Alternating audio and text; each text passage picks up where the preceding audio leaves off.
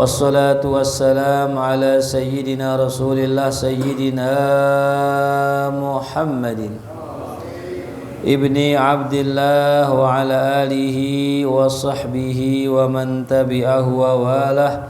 La hawla wa la quwwata illa billah, amma ba'du. Alhamdulillah, puji syukur kehadirat Allah Subhanahu wa taala, kita masih dipertemukan di majlis kita yang mudah-mudahan insyaallah diberkahi Allah Subhanahu wa taala. Dan kita melanjutkan daripada pembahasan kitab kita, masuk kepada bab ma yaqulu idza tala'atis syamsu. Bab tentang zikir apa yang dibaca pada saat terbit matahari ya. Jadi hadirin rahimakumullah, Allah Subhanahu wa taala ya, itu bersumpah dengan nama subuh ya. Dengan firman-Nya was-subhi idza tanafas ya. Berarti ada sesuatu hal yang luar biasa pula yang terjadi pada waktu subuh atau setelah subuh ya. Nah, begitupun Allah juga pernah bersumpah demi matahari wasyamsi waduhaha ya. Nah, ini sebagai tanda buat kita bahwasanya seorang muslim itu diberikan kesempatan oleh Allah untuk mengisi daripada waktu tersebut dengan amalan ibadah. Sebagaimana Nabi kita Muhammad SAW. Dalam satu riwayat, Nabi Muhammad kalau ba'da subuh, selesai sholat subuh, Nabi bercengkrama bersama para sahabatnya.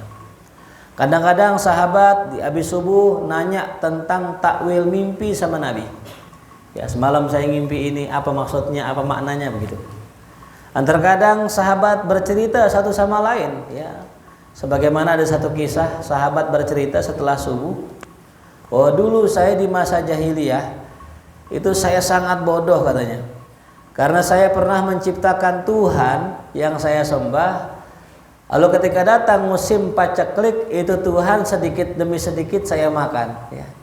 Nah, saya mulai makan tangannya, saya mulai makan ya badannya, kepalanya, semua sampai Tuhannya habis. Nah, dia merasa itu hal yang bodoh, dan itu cerita ba'da subuh. Artinya waktu ba'da subuh ini adalah waktunya para sahabat duduk-duduk bersama Rasulullah Shallallahu Alaihi Wasallam. Nah, kalau kita ngaji dah begini. Ya. Nah, di sini juga nanti ada satu riwayat. Wa rawaina fi kitab Ibni Sunni bi isnadin dhaif. Dan kami mendatangkan riwayat dalam kitab Ibni Sunni dengan sanadnya yang dhaif. Ingat ya, sanad yang dhaif atau hadis dhaif itu kalau kita amalkan boleh-boleh saja hadirin. Yang tidak boleh, hadis dhaif itu digunakan dalam dua urusan. Yang pertama urusan keyakinan akidah, yang kedua urusan ibadah. Itu nggak bisa, urusan fikih halal dan haram, nggak bisa pakai hadis ya dhaif. Tapi kalau urusan masalah motivasi ibadah, amaliyah sehari-hari, ya itu boleh-boleh saja ya. Ini Imam Nawawi hadirin ya, yang ngomong bukan sembarang orang ini ya. An Abi Sa'idin Al-Khudri radhiyallahu anhu, diriwayatkan daripada Abi Sa'id Al-Khudri radhiyallahu anhu. Qala, ia mengatakan, kana Rasulullah sallallahu alaihi wasallam idza tala'atis syamsu, apabila matahari terbit, qala, Nabi Muhammad berdoa. Nah, apa doanya? Alhamdulillahilladzi jallalanal yauma afiyatah. Segala puji bagi Allah yang telah jallalana. Makna jallalana adalah albasana ya, yang telah memakaikan ya, kepada kami. Segala puji bagi Allah yang telah memakaikan kepada kami al-yauma, di hari ini, afiyatahu, keafiatannya. Ini kata afiyah hadirin sering kita dengar ya. Temannya apa? Sehat wal afiat. Apa sih makna afiat? Nggak mungkin dong maknanya sehat. Kan udah tadi. Sehat wal afiat. Enggak mungkin kata afiat sama ame sehat. Kalau sama ngapain diulang? Ya. Dan kita sering tuh minta afiat. Ya, mudah-mudahan afiat gitu. Bahkan doa yang paling afdol ya, yang kalau kita baca itu dibilang doa sapu jagat. Ya, selain Rabbana atina fid dunya, ada lagi apa? Allahumma inna as'aluka atau nas'aluka afwa wal afiyah. Nah, apa itu afiyah? Ya. Kata afiyah di sini ya dikatakan dalam satu riwayat baginda Rasul sallallahu alaihi wasallam ya bersabda bahwa afiyah mengandung 10 kebaikan. Jadi kalau kita minta afiyah, maka makna afiyah yang dimaksud adalah 10 kebaikan ini. Apa itu? Ya, yang pertama 5 kebaikan di dunia, dan yang kedua 5 kebaikan di akhirat ya. Kenapa mesti dunia akhirat? Karena memang nggak sempurna kebaikan di dunia tanpa kebaikan di akhirat ya. Nah, jadi suatu hari pernah ada yang cerita, ada seorang Habib masyhur namanya, yaitu Habib Ahmad bin Toha al-Masyhur. Suatu hari beliau ketika mengaji bab tentang tafsir surat Rabbana atina fid dunya hasanah ya. Nah, itu ada satu penafsiran yang unik ya. Ternyata hasanah itu tidak sekedar kebaikan gitu. Nah, sebagaimana afiyah tadi, nanti kita bahas setelah ini ya. Nah, jadi kata Syekh Nawawi berdasarkan sabda Rasul ada 10 kebaikan yang termasuk ke dalam kata afiyah. Yang pertama adalah ilmu.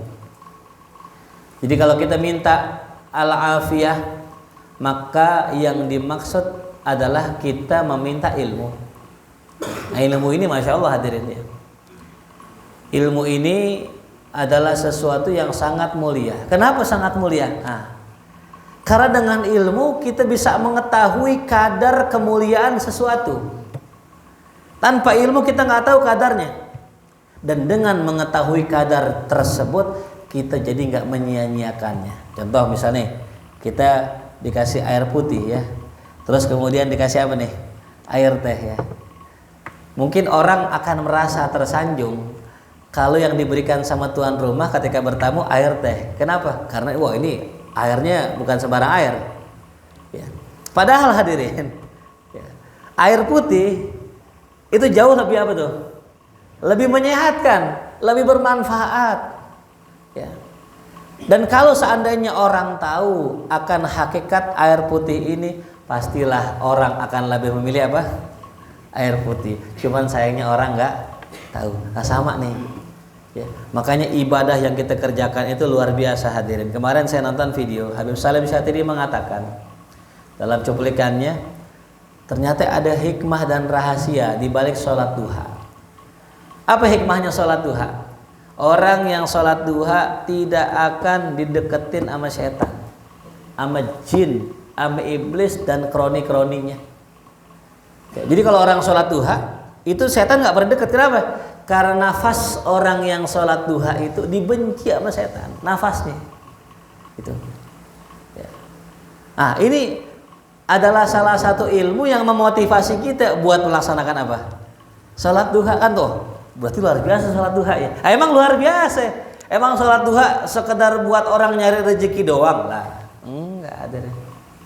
Dan masih banyak lagi rahasia yang Allah simpen pada para aulianya daripada ibadah-ibadahnya. Makanya orang yang mengetahui rahasia ibadah itu cenderung lebih semangat ya, ketimbang yang nggak tahu. Cenderung lebih menghargai ketimbang yang nggak tahu. Makanya Allah Ta'ala suruh kita buat belajar. Nabi wajibkan kita buat ngaji. Biar apa? Biar tahu tuh rahasia-rahasia itu gitu. Ya. Nah, jadi itulah diantara sebab mengapa manusia disuruh untuk ngaji. Biar nggak ngeremehin apa yang sudah dia jalanin tuh ya. Kayak korban besok ya. Saya pernah ingat guru saya ngomong gini Ya, ente kalau nggak mau miskin, ya kalau bisa tiap tahun korban gitu. Tiap tahun apa? Korban. Ya. Apa hikmahnya? Apa rahasianya? Ya iya, orang kalau sering korban, apalagi di Idul Adha, di situ Allah cinta sama kita. Karena tidak ada ibadah yang lebih Allah cintai di hari raya Idul Adha melainkan iraqatud dam, mengalirkan darah karena Allah Ta'ala. Nah, makanya itu kalau Allah sudah cinta sama seorang hambanya, ya, maka Allah akan memberikan apa yang menjadi kesenangan buat dirinya. Sama juga sama kita nih, cuci tangan ya. Dalam satu hadis dikatakan, ya al-wudu qabla ta'am qabla al-akli tanfil faqra, kama qala Nabi. Orang cuci tangan sebelum makan bisa menghilangkan kemiskinan. Itu ada rahasia juga tuh. Kok bisa ya? Sebelum makan wudu ngilangin kemiskinan. Ternyata kata ulama, kata Imam Sya'rani gini hadirin. Kita tuh kalau dikasih makanan nih begini, kemudian kita makan nggak pakai cuci tangan, biasa aja tangan kotor makan aja. Itu namanya kita kagak menghormati pemberian yang memberi. Kita nggak bersiap-siap gitu, kita biasa-biasa aja. Maka yang memberi juga ya biasa-biasa aja sama kita. Tapi kalau kita ketika pengen makan kita cuci tangan, kita baca doa, kita melakukan ritual-ritual karena mengagungkan nikmat yang diberi, maka yang memberi pun senang. Kalau yang memberi senang, kira-kira besok ngasih lagi nggak? Makanya kalau kita mau makan apa tuh? Cuci tangan. Bahkan kalau bisa, sebagaimana tadi kata Nabi, al-wudu. Bukan cuma cuci tangan, tapi apa? Wudu. Tuh. Jadi kalau kita pengen makan wudu itu bisa menghilangkan kefakiran. Karena rasa senangnya kita menyambut daripada pemberian. Tuh. Nah itulah cara ya, cara kita biar mendapatkan kelebihan. Makanya orang kalau ngaji sama guru jangan biasa-biasa aja kalau mengguru, harus interest. Ya. Kita ngobrol nih sama orang nih, ngobrol sama orang ya. Biar orang itu ngobrol banyak sama kita gimana caranya? Harus interest kita. Jangan ngobrol sambil megang handphone begini. Iya. Orang yang diajak ngobrol juga orang girang. Tapi dalam ilmu public speaking, kalau kita pengen orang yang kita ajak bicara atau lawan bicara kita banyak ngomong sama kita, itu kalau bisa kita kalau ngobrol sama dia anggukkan kepala kita. Dengan anggukan yang kecil aja, jangan terlalu interest gitu. Gitu biasa aja. Gitu. Kalau gitu-gitu ntar lama-lama dia ngomong tuh, keluar tuh. Kita sama guru pun sama kalau ngaji. Kalau ngaji angguk dikit kita begini gitu, ngangguk gitu, jangan. Ya, yang ini kata guru, wallahu alam, baru bangun dia. Pas udah bangun kita buka lagi gitu. Ayah jadi bagaimana cara kita menghargai, intinya itu. Makanya benar la in syakartum, kalau kalian bersyukur, kami akan tambahkan, kata Allah. Maksudnya apa? Kalau orang menghargai nikmat Allah yang sedikit, Allah akan tambahkan jadi banyak. Gimana cara menghargainya? Kalau yang punya harta besok Idul Adha korban, nggak bisa kambing, ya ayam nggak apa-apa. Ya ngikutin mazhabnya siapa? Ibnu Abbas, unggas, entok tuh ya. Cuman jangan bawa kalabror, jangan. Tolong nih nomorin nomor hewan korban aneh. Mana korbannya? Ini ayam katanya gitu. Ini mah buat bakar-bakar malam minggu ini. Oh enggak, dia nggak tahu dia. Yang namanya mazhab luas, mazhab banyak tuh. Nah, jadi kembali lagi tadi ya.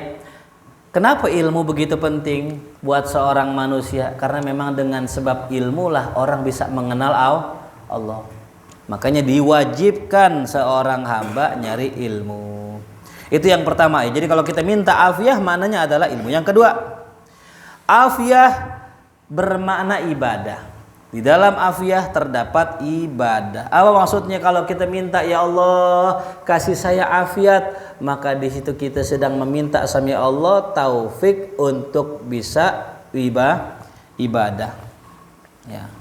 Kemudian yang ketiga, rezeki yang halal. Ar-rizqu minal halal tuh. Kita minta rezeki yang halal tuh. Jadi nggak sembarangan orang ngedoain afiah, ada makna rezeki yang halal di situ. Ya. Ini sangat penting hadirin. Ya. Makanya ulama-ulama dulu sebelum mereka suluk, sebelum mereka itu mendekat kepada Allah, mereka bersihkan diri mereka dari segala macam hal yang syubhat atau yang haram. Jangankan ya harta yang haram yang kita makan.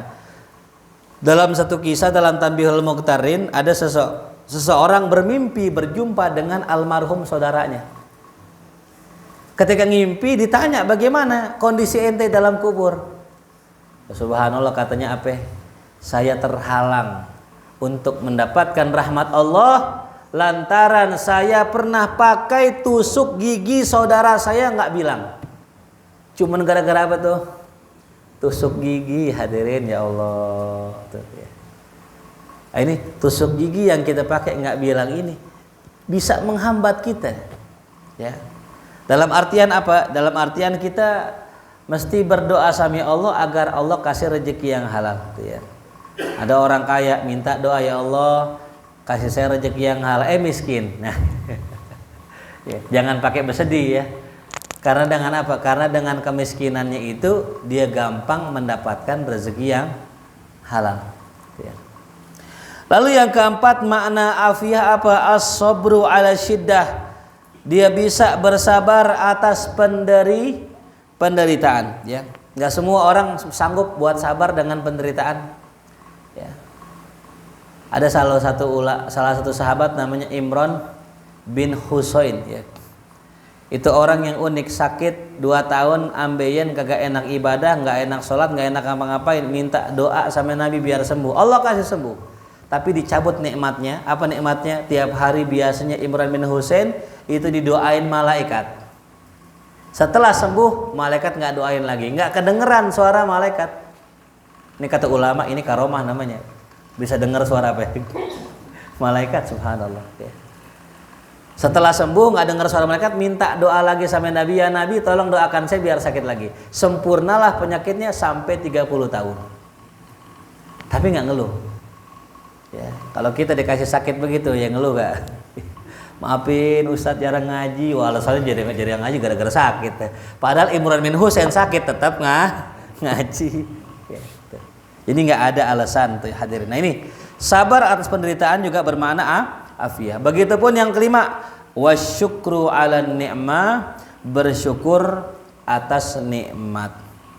Nah itulah makna afiat di apa yang pertama tadi? Mendapatkan ilmu, dapat ibadah, rezeki yang halal, sabar dengan musibah, dan syukur dengan nikmat, itu namanya afiat. Jadi kalau kita mendoakan ya Rabb semoga ente sehat afiat, maknanya ini di dunia. Adapun di akhirat yang pertama apa itu? Fa innahu ya'tihi malakul maut birrahmah wal lutfi la yurawwi'uhu munkarun wa nakir fil qabri.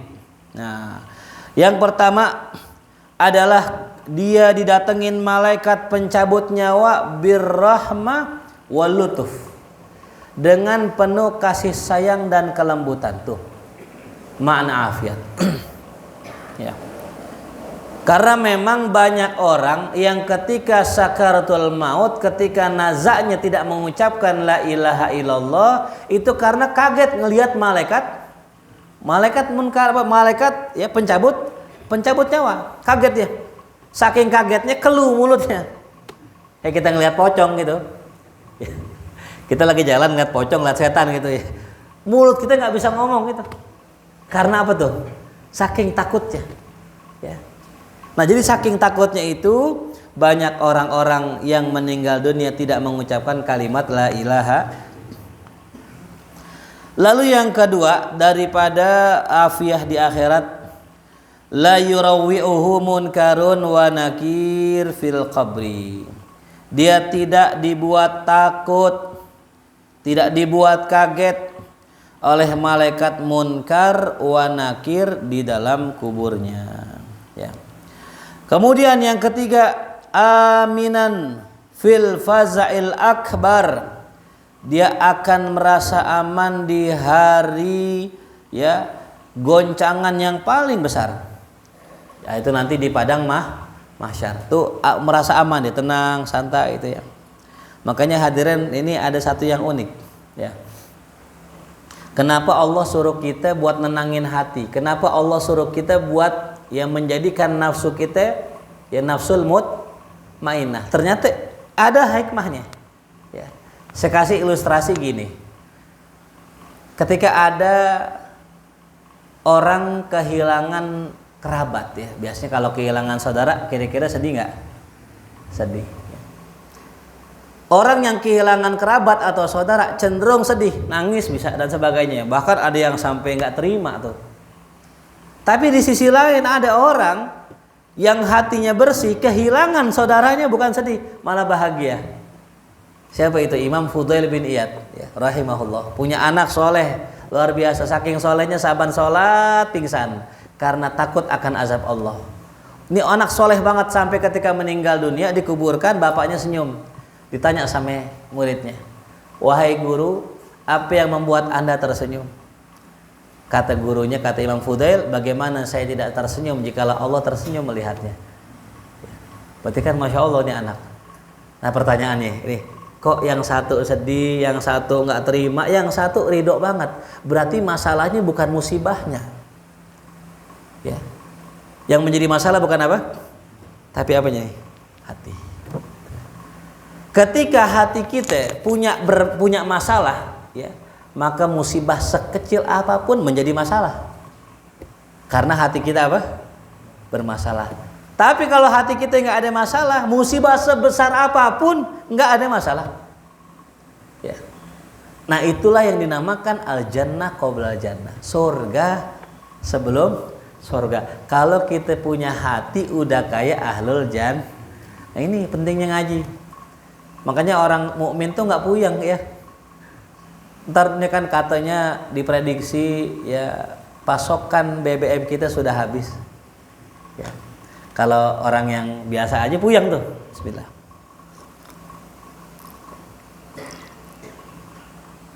Kenapa pusing? Ya. Bentar gimana nih kita? Bahkan katanya virus yang model baru udah katanya virus biasa dah, drama apa? Drama virus ya. Wah, sampai saya punya ada seorang murid saya kena sakit anxiety. Ini penyakit yang orang dulu kagak kenal ya. Dulu mah orang dulu sakitnya koreng, panoan, gudik. Iya, nggak ada orang dulu sakit anxiety, overthinking. Kejiwaan tuh sakitnya orang kaya doang. Bener gak? Kejiwaan ini zaman dulu sakitnya orang kaya. Kenapa? Satu, psikiater mahal, psikolog mahal. Yang kedua, orang kaya zaman dulu yang dipikirin banyak, ada asetnya, ada perusahaannya. Nah sekarang orang miskin pakai kena lagi. Kan kagak cocok ini ya. Udah orang miskin mah meriang aja cakep banget udah. Ya udah paling keren banget udah ya. Tuh. Udah jangan pakai overthinking gitu. Kenapa? Apa yang mau dipikirin? Wah, ntar gimana kalau seandainya harga rupiah anjlok inflasi? Emang lu punya rupiah? Kagak sih, nggak punya rupiah. Jangan pakai takut hadirin. Privilege-nya orang miskin, nih orang susah. Namanya miskin asal katanya sakana, sakinah. Apa arti sakinah? Tenang. Harusnya orang miskin tenang. Yang orang miskin yang panik. Ya, orang miskin nggak perlu panik. Privilege-nya orang miskin kudunya tenang. Kenapa? Nggak ada aset yang perlu dipertahankan. Nggak ada duit yang perlu dijaga. Wah, ntar kalau tabungan aneh katanya BSI, BRI akan hancur gitu. Ya, panik dia. Emang lu punya tabungan? Kagak sih. Nggak perlu yang panik. Gitu. Yang lagi pusing sekarang nih hadirin, ini saya cerita aja ya. Yang lagi puyeng tuh yang punya usaha sekarang. Yang asetnya miliaran itu yang lagi pusing sekarang. Sampai saya punya murid nih Bu. Ya, duitnya banyak. Kemarin lebaran saya tanya kemana ya lebaran kemarin. Kan kalau saya kan setengah bulan tuh ke Jawa, Tanggul, Jogja, Merbabu ya. Saya tanya beliau kemana kemarin lebaran. Nggak kemana-mana Ustaz. Lah emang kenapa? Duit habis buat bayar THR karyawan katanya. Ya. Tuh. Coba kita orang biasa aja enak gak? Puyeng nggak? Enggak nanggapin THR kalau bisa tuh 2 kali setahun begitu. Ini jadi yang pusing tuh jangan kita ini orang yang nggak punya apa-apa nggak usah pakai pusing. Gitu. Apalagi orang pengajian double lah tuh. Ya. Yang perlu buat kita adalah jangan sampai lepas kita punya hubungan sama Allah. Ya. Yang namanya selamat itu nggak mesti orang itu banyak harta. Yang namanya selamat ketika orang punya iman ada di dada kita. Ya. Nah itu ya, jadi bukan musibahnya ternyata, tapi hatinya yang menerima. Yang keempat, ya, tumha sayyi'atuhu, orang yang mendapatkan afiat akan dihapuskan segala kesalahannya, wa tuqbal hasanatuhu, dan diterima segala kebaikannya. Itu yang kita pentingin ya. Percuma amal banyak nggak diterima sama Allah. Ya. Maka ini yang menjadi patokan ya buat kita. Bukannya banyak-banyakan amal. Liyabluwakum ayyukum ahsanu amal. Yang paling penting tuh yang paling cakep amalnya. Gitu. Kemarin ada murid saya bilang begini, kan kita markas mau milad ya hadirin ya. Entah malam acara miladnya. Ya, kebetulan nih murid saya bilang ini, guru ya Allah maafin kalau kurang maksimal ngebantu markas. Ini saya nggak punya gambaran nah guru, kalau saya punya guru banyak ya. Guru satu aja saya belum bisa maksimal berkhidmah. Apalagi guru saya apa? Banyak-banyak. Ya. Kalau ngaji belajar sama siapa aja sebanyak-banyaknya. Tapi kalau punya guru jangan banyak-banyak. Kenapa? Karena hak dan kewajibannya mesti kita tunaikan. Ya. Nah ini berkaitan dengan apa? Berkaitan dengan penerimaan tadi. Seandainya ya, kita punya guru banyak nih, pas banget bikin milad bareng gitu misalnya.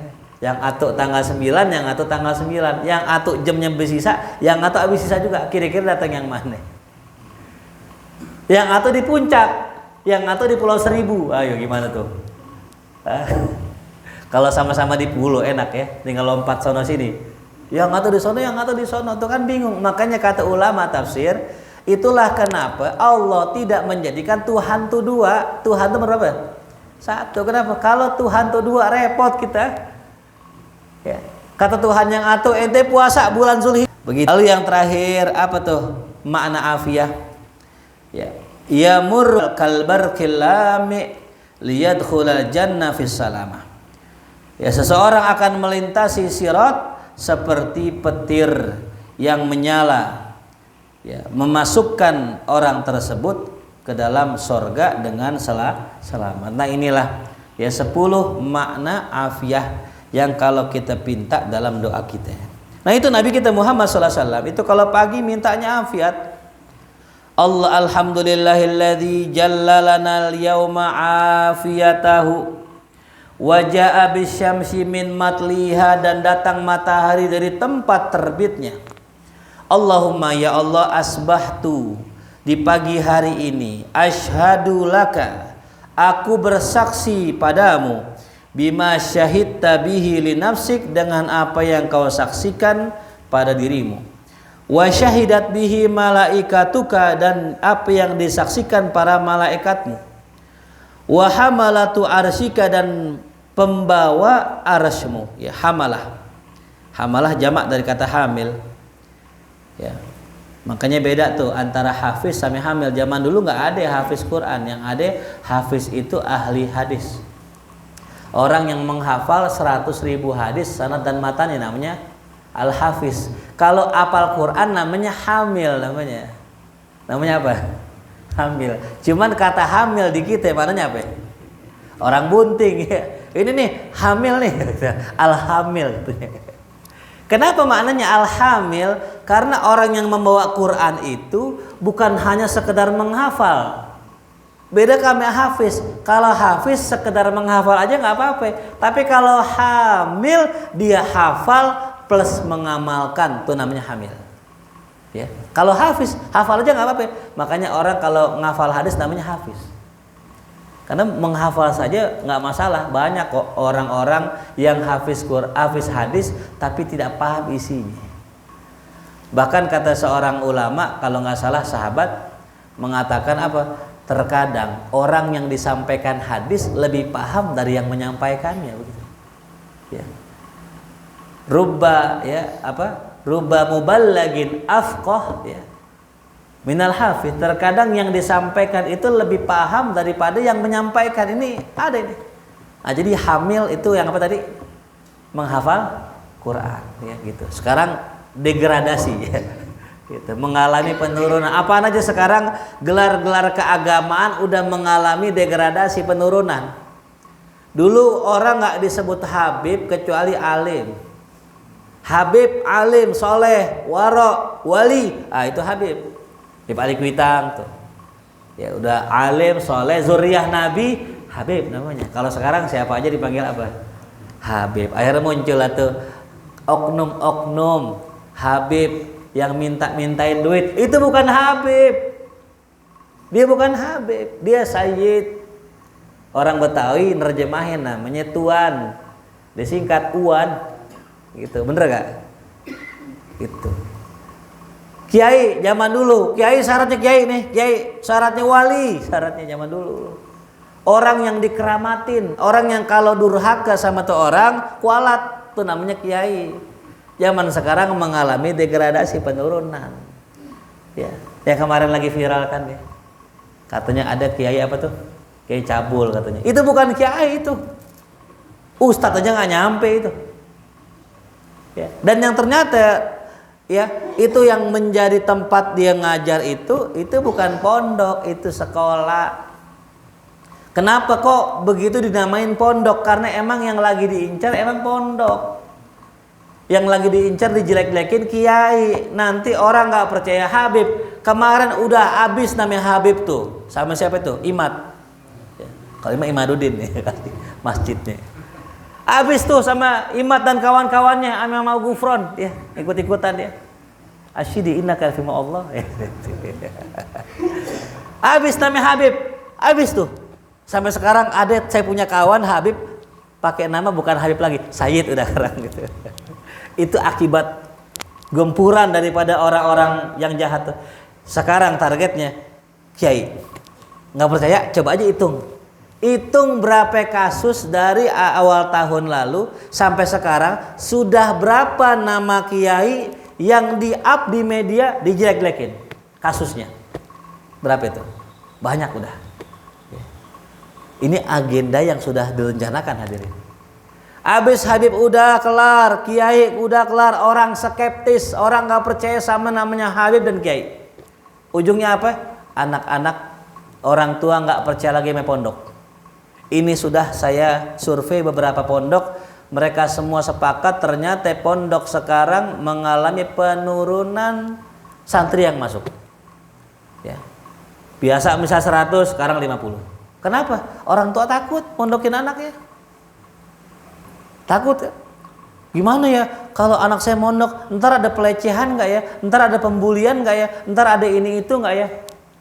Ini yang dia khawatirkan hadirin. Nih, mohon maaf ya.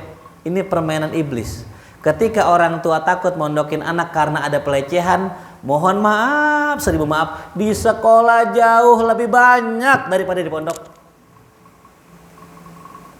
Ketika orang tua takut nanti anaknya kena LGBT di pesantren, di luar pondok jauh lebih banyak, bahkan pusatnya di luar. Di pondok itu ada kasus namanya ya manusia lah. Kita nggak pungkiri kan ya, kalau bahasa orang dulu nih, lu bandel gue pesantrenin lu, bener gak? Jadi yang masuk pondok yang bener apa yang bandel? Wajar gak ada yang bandel di pondok? Wajar. Jangan wah pondok wali semua lah, kagak. Kecuali santri markas kali mungkin bisa jadi ya. Ya, wali murid. Nah, jadi hadirin, ini yang di framing sekarang. Besok nih, abis Habib udah, kiai udah, ustadz dah. Habis ustadz. Wah ini ustadz cabul, ustadz ini, ustadz itu. Akhirnya apa? Orang nggak percaya lagi sama tokoh agama. Ya. Mulai dah tuh main Ustadz Boti, ya, tahu gak Boti? Bantuan operasional tempat ibadah tuh. Makanya jangan mau tuh Ustadz Arfan Boti, jangan mau. Di sini menerima Boti gak? Di markas nggak nerima Boti. Ya Boti, maksudnya LGBT, homoseks. Ini mohon maaf nih, ya. Ada lagi serangan Ustadz Boti. Nah ini nih Allah. Ntar ada skeptis begini nih. Pokoknya ustadz kalau putih, kalau ganteng hati-hati ustadznya boti. Astagfirullahaladzim. Repot ini. Ini ntar orang nggak percaya sama agama, ntar lama-lama Islamnya, gitu. Mulai masuk mereka ajaran ini, ntar tungguin aja. Dia udah mulai nih main nih. Ya, makanya kalau ditanya kok orang kayak Mamak Gufur nggak dipenjara-penjara, kan sesat. Ya, kan sesat. Jawabannya, ya gimana mau dipenjara, orang piaraan dia kan gitu ya. Siapa ustadz? Iya ada dah pokoknya. Yang jelas begitu hadirin ini. Ngeri nih zamannya. Jadi saran saya kalau pengen mondokin anak nih, syaratnya satu, yang pertama, kalau pengen mondokin anak, pondokin di pesantren yang jelas. Yang jelas tuh gimana? Gontor, Lirboyo, Puloso, itu yang besar-besar, yang santrinya udah dari zaman dulu sampai sekarang ada. Itu yang jelas. Yang kedua, kalau kita nggak mondokin di pesantren yang besar-besar, yang kecil nggak apa-apa, dengan syarat kenal sama gurunya. Kenal sama siapa? Gurunya. Karena ketahuan ngajar 15 tahun nggak pernah ada kasus apa-apaan, indikasi insya Allah ini min ahlil khair insya Allah. Gitu. Jangan nih pondoknya nggak kenal, nggak jelas, kayaknya nggak kenal, kadang-kadang nggak tahu siapa gurunya, udah masukin aja di situ, mentang-mentang rame, jangan hadir. Dua syaratnya itu, ya. Kita kenal kiainya, dari mana belajarnya, alumni mana, sanatnya, keilmuannya ke siapa, apakah ini orang ya mutskin atau tidak, bener apa enggak begitu, ya. Nah kalau enggak ke pondok yang besar dah kayak Gontornya merem. Ustadz di pondok Gontor juga ada, di mana juga ada pak. Jangankan di Gontor, di Mekah ada copet nggak? Di Ka'bah, depan Ka'bah ada copet nggak? Ada, nggak usah jauh-jauh ke Gontor.